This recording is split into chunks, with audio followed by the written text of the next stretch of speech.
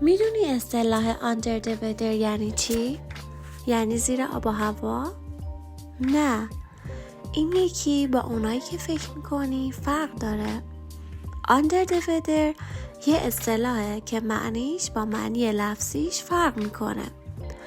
وقتی احساس مریضی میکنی یا حال خوبی نداری، مثلا وقتی سردرد داری، خسته یا کمی بیحالی، میگی I'm feeling under the weather today. خیلی راحت و طبیعی میگی که حالا خوب نیستی بدون اینکه بگی مریضم. یه مثال، فرض کن یه روز بارونی و سرده، میگی I think I'll stay home and rest today. I'm definitely under the weather. حالا میدونی که دفعه بعد که حس کردی حالت خوب نیست میتونی از این جمله استفاده کنی.